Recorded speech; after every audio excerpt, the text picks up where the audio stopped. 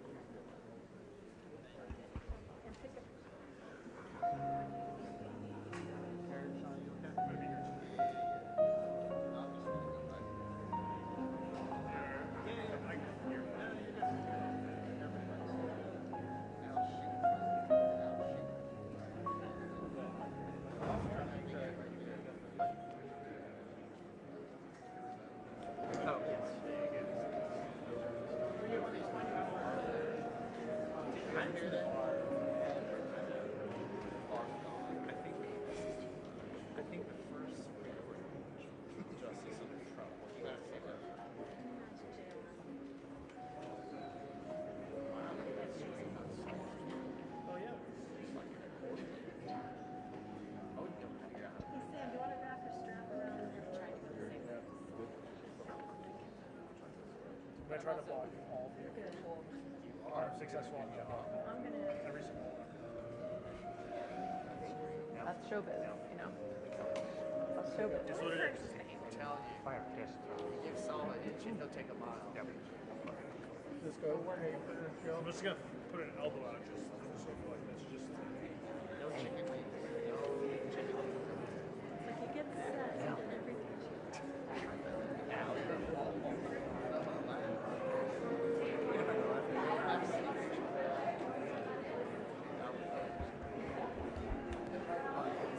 Saul's great because he's nice and tall.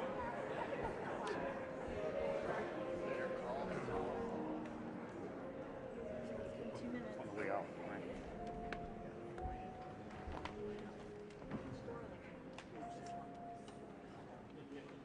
Coming out right here. You don't think? Center. The blue room? Maybe, yeah.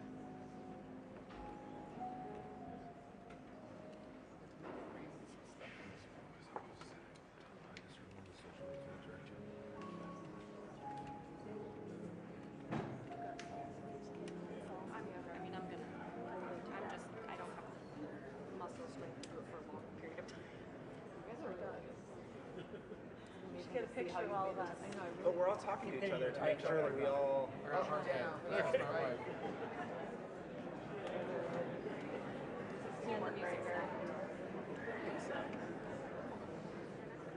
Just remember, I'm right here. Everyone's got the shot. Whoa, whoa.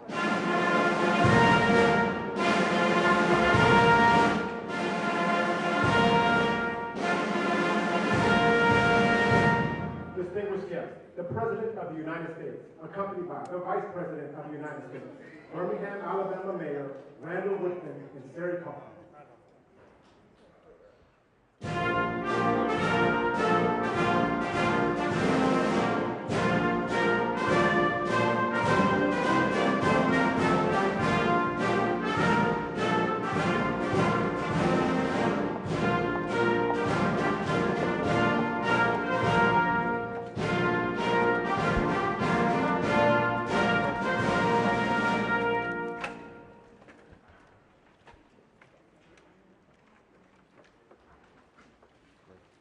Hello, everyone. My name is Sari Kaufman. When I was 15, a gunman entered my school, Marjorie Stoneman Douglas, and murdered 17 of my classmates, teachers, and friends. Ever since, I've been fighting against gun violence, and I am so happy that we finally have a president and vice president who are making schools safer.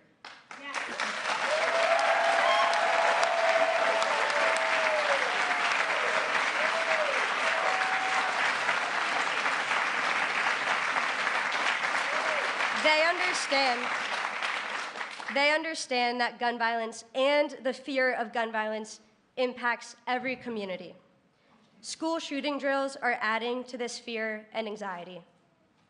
While we must be prepared, we should not be traumatizing students. That is why I am grateful to President Biden and Vice President Harris for not only leading on the issue of gun violence, but showing compassion while they do it. This leadership is something I have seen firsthand. Vice President Harris has comforted survivors across our country. She has walked the halls of my school in Parkland alongside the families of the victims. She has listened to Gen Z leaders and understands how we are feeling. And she leads the first ever White House Office of Gun Violence Prevention.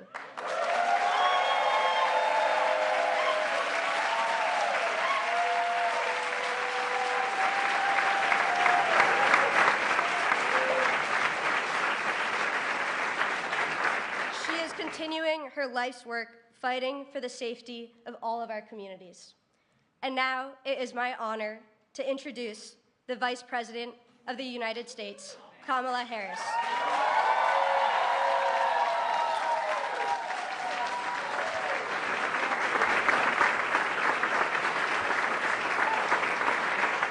Good afternoon, everyone. Good afternoon. Thank you. Please have a seat. Please have a seat. Sari, you are extraordinary. You are right. I have been traveling our country for many years, meeting with extraordinary heroes, and you are really an extraordinary leader. And when I look at you, I know the future of our country is bright. Thank you, Sari. Thank you. And to all the leaders here, survivors, family members, loved ones, thank you all for the work that you do and the voice that you carry for so many who are not in this room right now, but deserve to be seen, deserve to be known, deserve to be heard. I thank you all for all that you do to sacrifice your time and your hearts to give what you give to so many. And so it is good to be with everyone, including our extraordinary President, Joe Biden.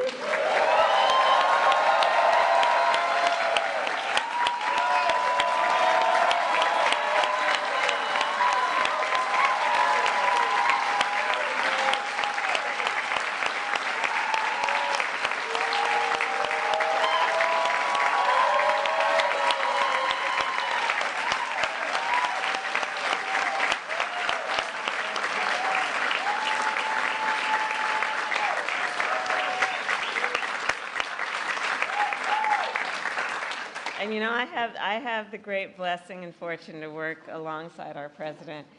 And wherever we are together, whether the cameras are in the room or not, he cares about the American people. He loves the American people. And he, in his leadership, so much of his leadership is always about fighting for the dignity of all people and understanding the pain that many might experience and what we must do as leaders to alleviate that pain. And I thank you, Mr. President, for all that you are.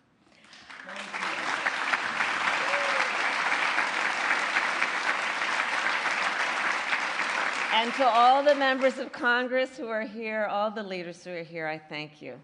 So before I begin, I will say a few words about Hurricane Helene. So the President and I, of course, are monitoring the case and the situation closely, and we urge everyone who is watching at this very moment to take this storm very seriously, and please follow the guidance of your local officials. And President Biden and I, of course, will continue to work closely with state and local officials to ensure that everyone is safe and to protect communities before, during, and after the storm. So with that, I will turn to the subject at hand. I believe the right to be safe is a civil right.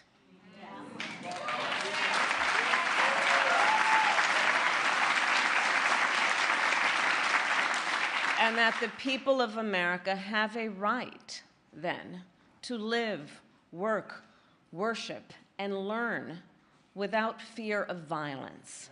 including gun violence. And yet, our nation is experiencing an epidemic of gun violence. I'm telling a bunch of leaders who know. Today, 1 in 5 Americans has a family member that was killed by gun violence. Gun violence is now the #1 cause of the death of children in America. Not car accidents, not cancer, gun violence, the #1 cause of death for the children of America. And this is the result of many, many issues, including mass shootings and school shootings that are too frequently occurring in our nation. And it is, of course, the result of everyday gun violence, which occurs in cities and neighborhoods and towns across our nation.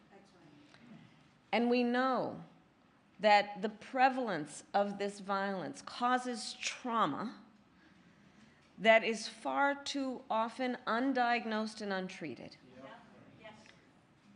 which means that the effect of it is from that moment and lingers for a lifetime if we don't take seriously what are the seen and visible and unseen injuries that result from this violence. Over the years, I've held the hands of far too many mothers and fathers to try and comfort them after their child was killed by gun violence. And let us all agree, it does not have to be this way. We know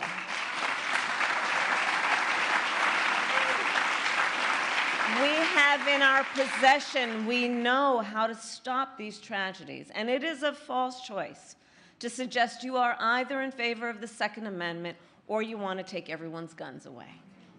I am in favor of the Second Amendment, and I believe we need to reinstate the assault weapons ban.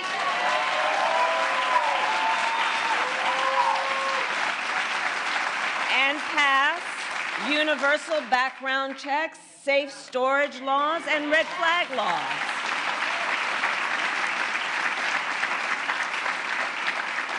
When we took office, we promised to take on the crisis of gun violence. And we passed, under the president's leadership, the first major gun safety law in nearly 30 years, a bipartisan law, which includes an historic investment to address the trauma caused by gun violence. We are hiring 14,000 new mental health counselors in public schools across our nation. We need to hire more. We need to hire more. But it is the single largest investment in student mental health in history. And for as much as we have accomplished, more must be done. We need more leaders. We need more leaders like the leaders in this room, in Congress, who have the courage to take action, to stand up to the gun lobby, and to put the lives of our children first. Last week,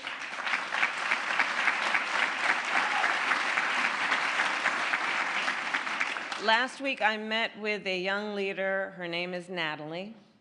She is a 15-year-old student at Appalachia High School and a survivor of gun violence. When we met, Natalie was still wearing bandages, and she is extraordinarily brave. And so on behalf of her, on behalf of all the survivors that we have lost, let us continue to fight to end the epidemic of gun violence and to keep our communities and our children safe. And now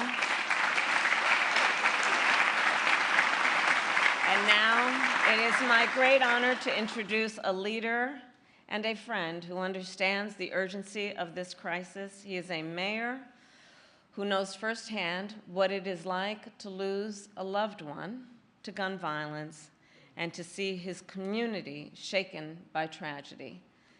A dear friend who is not only a local leader, but a national leader. Please welcome Mayor Randall Woodfin.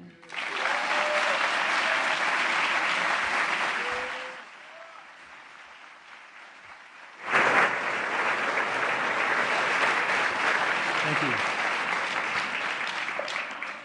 Thank you. Thank you. Thank you. Thank you, everyone, and thank you for the introduction, Madam Vice President. As stated, my name is Randall Woodfin. I am honored to serve as mayor of the city of Birmingham, Alabama. I want you all to know that I am not here representing myself. I am here representing the 200,000 residents I serve. Gun violence. Gun violence is what I would say, very personal to me.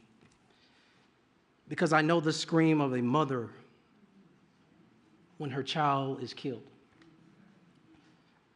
I know that because I heard it from the voice of my own mother when my brother was killed by gun violence. I know that scream, I heard that scream again this past Saturday as the lives of 4 people were stolen and 17 other victims were shot during a horrific mass shooting in Birmingham. Saving lives. Saving lives should not be partisan. That's right. Saving lives should not be Democrat or a Republican thing.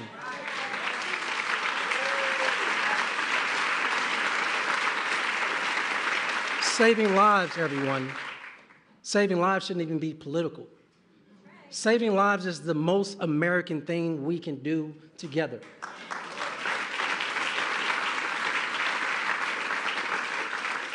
And so we've been working with our U.S. Attorney, with the Justice Department, to get machine gun conversions like Glock switches off our city streets. But still, my community, and I imagine other communities, are still finding the use of these devices at crime scene after crime scene. And so that is why I'm grateful to our president.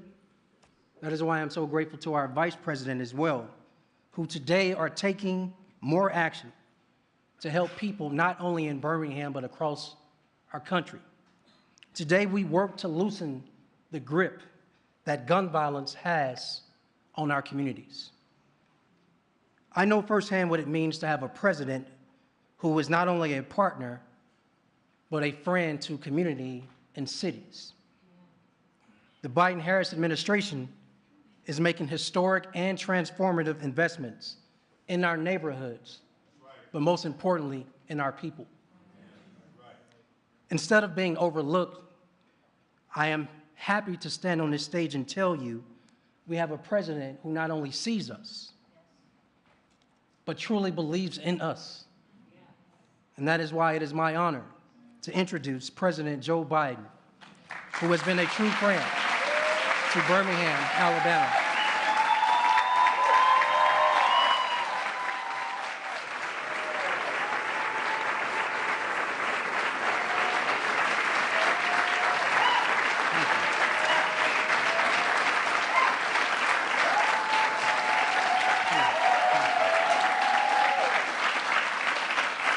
Thank you.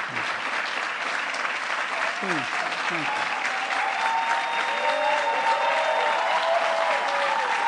Thank you.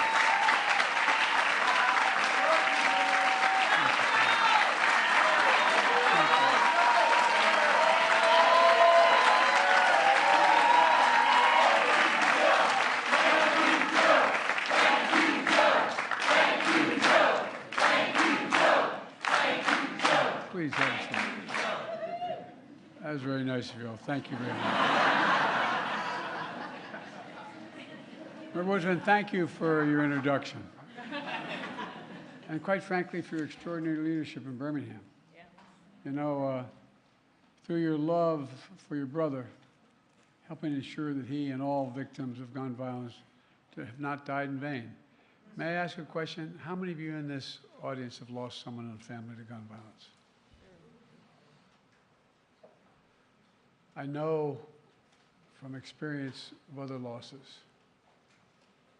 that this is bittersweet. We want us to be doing this, but it brings back the very moment it happened, no matter how long since it's occurred. You're here and you remember. Remember the first time you heard my son, my daughter, my mother, my father, my brother, my sister, somebody you lost. I know the feeling in a different context, and it's heartbreaking. So thank you for the courage to be here. I know the intensity of your feelings, but thank you, because it really does require to relive the moment it occurred, and that's tough. And I don't think people who haven't been through the loss of someone through an accident or through violence fully understands until it happens, and I hope that doesn't happen to the rest of you in any circumstance. So thank you Sari, for sharing your story, and your classmates, your teachers, your friends in Parkland. You know, an extraordinary courage inspires a nation, and we stand with you, for real. Quite frankly, you inspired me when I met many of you after that tragedy.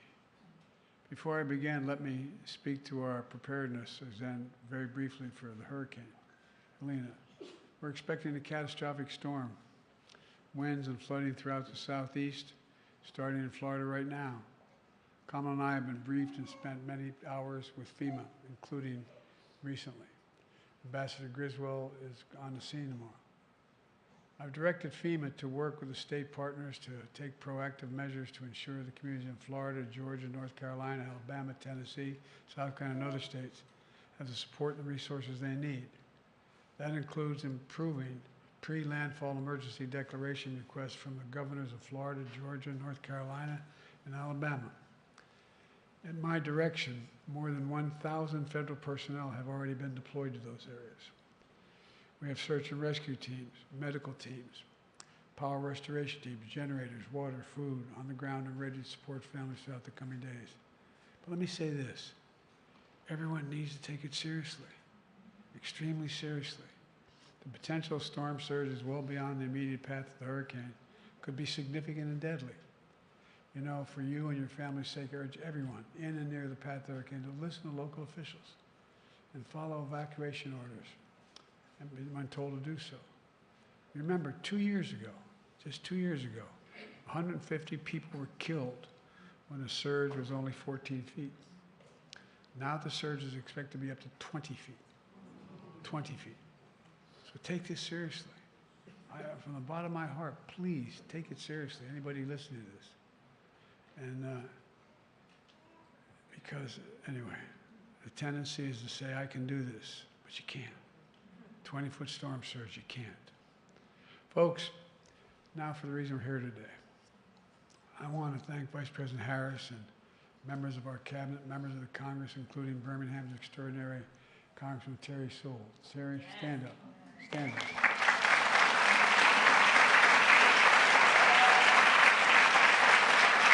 I want to thank Congressman Mike Thompson. Mike, stand up.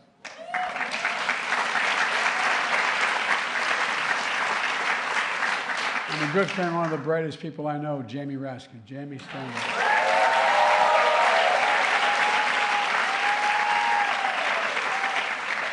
And Congressman Maxwell Frost, who started by organizing opposition to gun violence, is now the youngest member of Congress.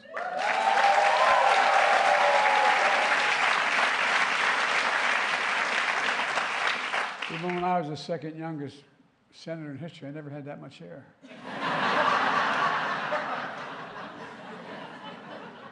And Representative Lucy Macbeth, whose son Jordan was killed by gun violence.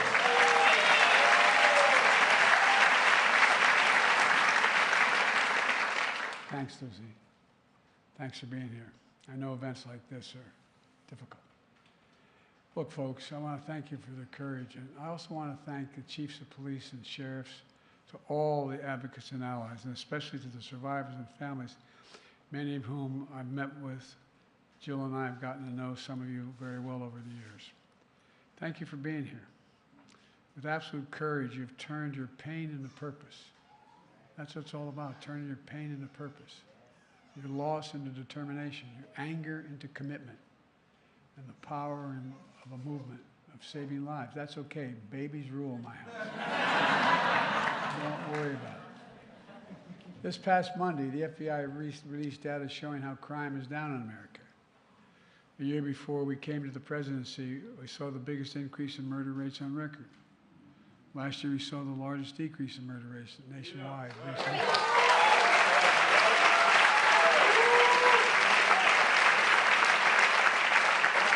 Thanks to guys like you wearing those uniforms. The homicide rate in 2023 was 16% below the year before we became president and vice president. In the first half of 2024, in large cities across the country, homicide rate dropped another 17%. Last year, we also saw the lowest rates of all violent crime in more than 50 years. Murder, rape, aggravated assault, robbery all dropped along with burglary, property crime. It matters. And together we're making clear, if you want to talk about reducing crime and violence in America, you need to talk about guns in America.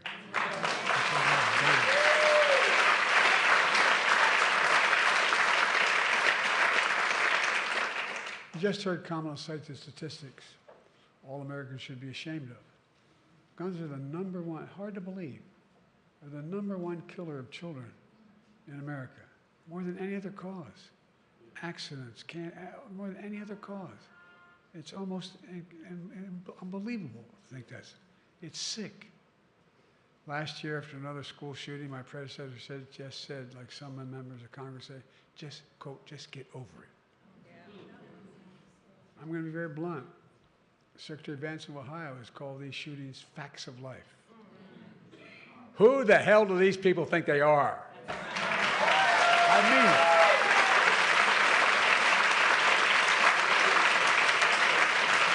Think about it. The only industry that is exempted by law from being investigated and being dealt with is the gun industry. Imagine had that be the case with the tobacco industry. What cancer would be like. I mean it sincerely. Think about this. This time last year, we stood in the Rose Garden to launch the first ever White House Office of Gun Violence Prevention.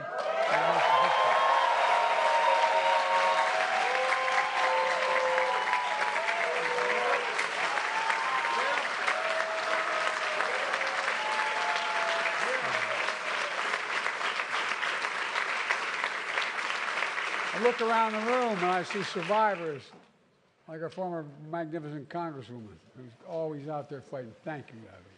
Thank you, Abby. You know, it's staffed by gun violence survivors and experts overseen by our incredible Vice President. The purpose is to drive and coordinate the government in a nationwide effort to reduce gun violence in America. Over the past year, we made tremendous progress. More background checks required for firearms sold at gun shows online. New interagency response teams to support communities after mass shootings. And I've been to all but 3 mass shootings in the United States of America and spent time with surviving families, many of whom I see here in this audience, because it's important to raise up what's happening.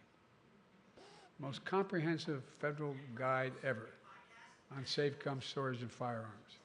First ever Surgeon General's advisory declaring gun violence to be a public health crisis.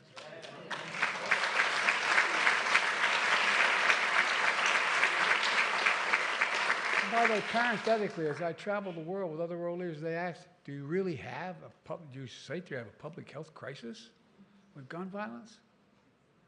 Well, today I'm proud to announce a new executive order. That's going to do 2 additional things. First, the executive order will establish a new federal task force on emerging firearm threats. Previously, my administration took action to crack down on private manufacturers of firearms, including kits of so-called ghost guns. This is probably the only audience knows what ghost guns are. They don't have to have a serial number. Guns don't have serial numbers. It's hard for them to track back to the shooter and hold them accountable when something happens. But today we're taking the next step. Our new task force will address 3D printed firearms. And for those listening, everybody in this room knows what that is. But they actually can produce a plastic firearm with a 3D printer. That, magnetometers can't detect these, or they don't have a serial number. This task force is also going to tackle machine gun conversion devices mentioned by the mayor. Devices that illegally turn semi-automatic weapons, including handguns, into fully automatic machine guns that can fire up to 20 bullets in 2 seconds. 20 in 2 seconds. These devices are already illegal under federal law and can be made on a 3D printer for just 40 cents in less than 30 minutes and sold for as little as $20. But local law enforcement in cities across the country tell me the streets are flooded with machine gun conversion devices. Isn't that right, Captain? Because the parts are small, cheap, and easy to make. The impact of these devices is devastating. Just this weekend, a machine gun conversion device was found at the scene of a mass shooting in Birmingham. I can tell you. Over 100 shell casings. 100 shell casings are found, including 4 killed and 18 injured. And the community is shattered. Enough. Within 90 days of our task force, will send me a risk assessment and a strategy to address these emerging firearm threats. It's about sending a clear message. Don't worry about the babe. It's okay. Really. Sending a clear message to local law enforcement, the cities across the country. We're to help, and together we can save lives. Look, the second part of this executive order relates to active shooter drills in schools. You know, it's a good thing, but people don't, you all understand, many of you in here, but the psychological impact that has on a child. You know, I'm old enough, we used to have drills for, you know, duck and cover for nuclear devices. But guess what? Now we're talking about kids know what's happening. Yeah. Kamala just talked about the worry of parents and the stress and fear of students have when they're told to participate in active shooter drills. The lack of guidance today on how to prepare students while minimizing the trauma of active shooter drills is unacceptable. So today I'm directing the members of my cabinet to return to me within 110 days with resources and information for schools to improve active shooter drills, minimize its harm, create age-appropriate content, and communicate with parents before and after these drills happen so they know what's going on.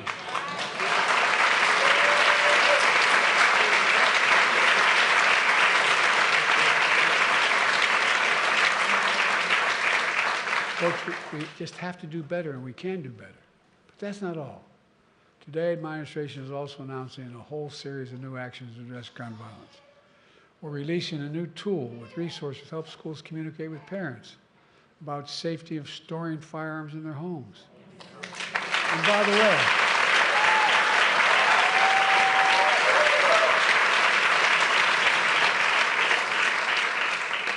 I, along with Diane Fine, is the guy that passed the first assault weapons ban. And here's the deal. It was amazing. Amazing how many of those gun violence occurred with those when they were outlawed with these firearms were a consequence of a parent not being responsible with the guns they own. Or in a recent case, I won't get into it because it's under litigation, a parent who provided an assault weapon to a young child. It's been found that when school administrators communicate with parents about safe storage of firearms in their homes, it motivates parents to act. We're awarding $135 million on top of the $238 million we've already awarded last year to 48 states for crisis intervention.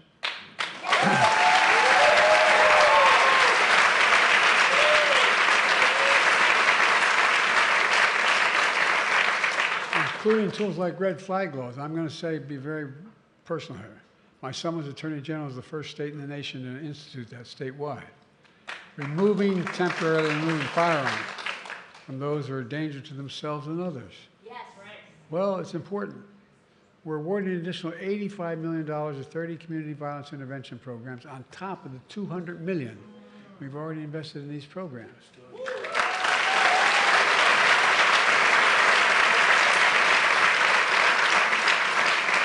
As you all know, these local intervention programs stop shootings before they happen, utilizing trusted messengers, community members, leaders to work directly with people at risk or the most vulnerable to gun violence. And folks, all these new actions build on the historic steps we've already taken since I took office to address gun violence in America.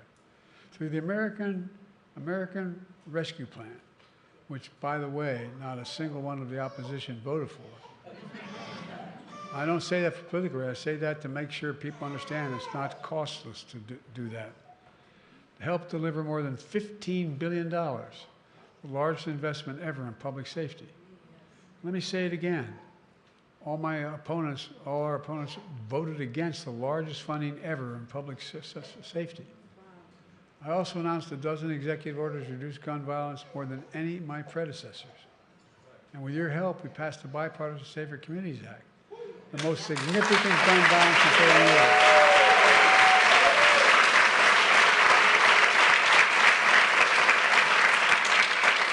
And so many things because we had a first-rate prosecutor who had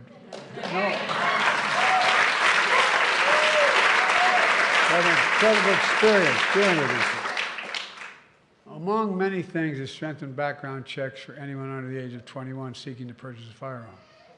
Since we implemented the background check system last year, we've kept almost 1,000 guns out of the hands of people under the age of 21.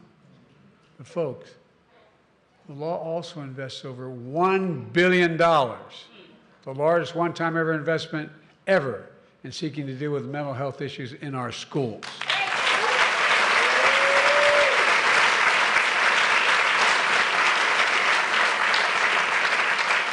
Helping them deal with the grief and trauma of gun violence and other traumatic experiences.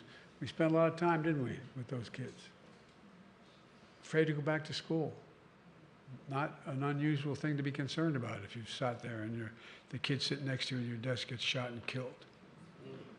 My former Senate Deputy Chief of Staff is here with me today, Roger Harrison, sitting in the back there. He founded an organization that does outreach programs for middle and high school students dealing with mental health issues. And many others around the country doing similar things. We still have more to do. But the steps we've taken so far in reducing gun violence and saving lives are real. But we have to keep going. There's so much more we have to do. I think it's time to reinstate the assault weapons ban in high-capacity magazines.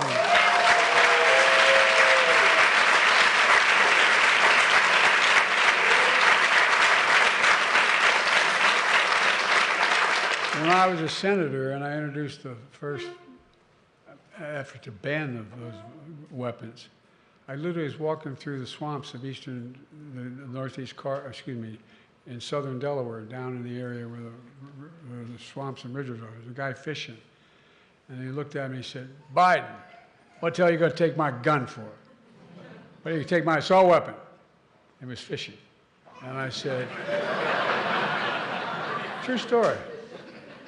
And I said, "You need that?" He said, "Yeah." I said, "You must be one hell of a lousy shot." And I don't see a lot of deer running around here wearing Kevlar vests. So, well, that's not, why do you have it? Well, I hunt. You hunt like hell. Look, it's time we establish universal background checks. Universal. And require safe storage of firearms. I mean it. Start holding parents accountable for being negligent. By the way, if you pulled up here wherever you parked and left your key in your car, and a student steals the car and gets in an accident, you are held responsible. Why in the hell would not be the case if you left a gun case open? I mean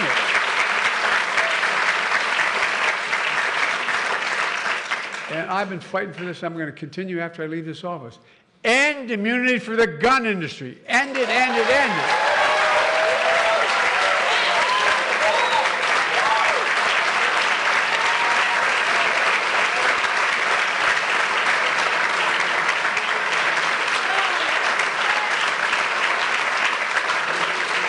Look, folks, I taught constitutional law for years, constitutional law. Never was the Second Amendment meant to be absolute. Back when it was passed, you could not own a cannon. No, I'm not joking. People like, the liberty of Americans is water with the blood of patriots. Like hell. I'm serious. Think about it. Think about it. It was never absolute. Never, never, never, never. It's time we increase funding for the Bureau of Alcohol, Tobacco, Firearms, and Explosives.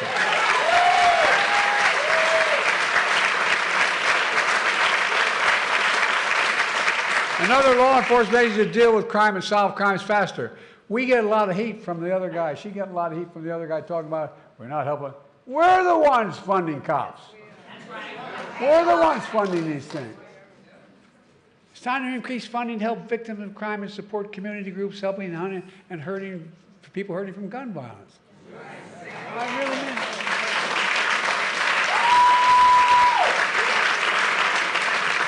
Unfortunately, my predecessor and a lot of congressional other people opposed all these steps to reduce gun violence. Instead, they tried to stop the crackdown on ghost gun kits, by the way. Well, that's a real big deal. I mean, we can't deny the Second Amendment right to, give me a break. If they got their way, criminals could traffic guns and commit crimes. Congressional opponents are trying to defund the Office of Gun Violence Prevention. There's an amendment to defund the Office of Gun Violence Prevention. Bless me, Father, as we say in my church. They attack the FBI and want to abolish the Bureau of Alcohol, Tobacco, and Firearms and Explosives. By the way, that's written out, which is responsible for fighting gun crimes. Folks, you can't be pro-law enforcement and be anti-FBI and ATF. That's outrageous.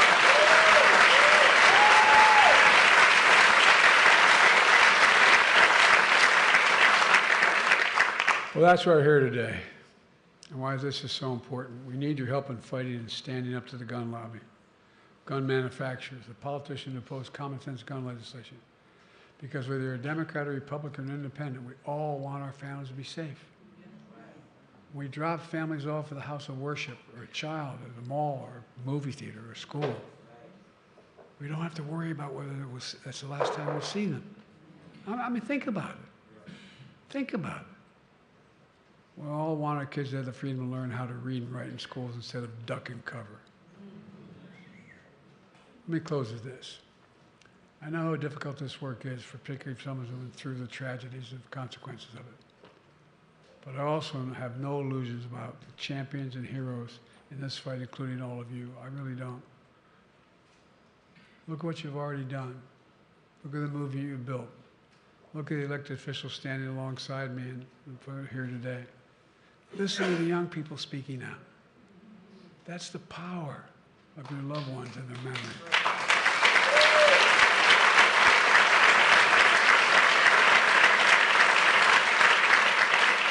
And that's the power of this movement. It's the power of America.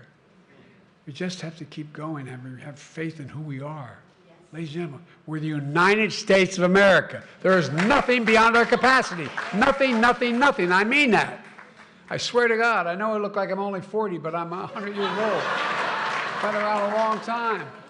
I really mean it. There's nothing beyond our capacity.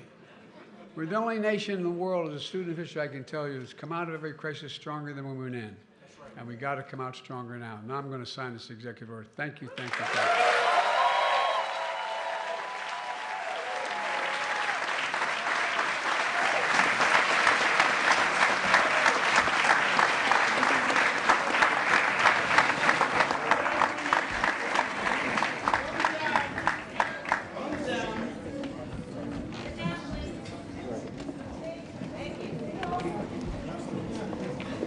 All right.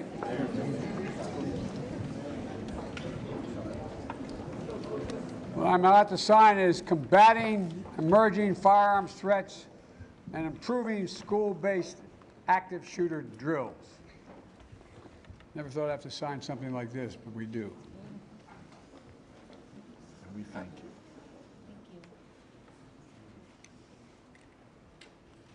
Bravo.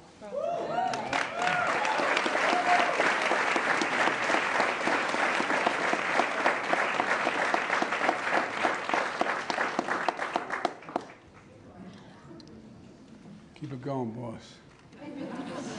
Thank you. Distinguished guests, please remain in your seats as the President and Vice President of Congress. Thank you.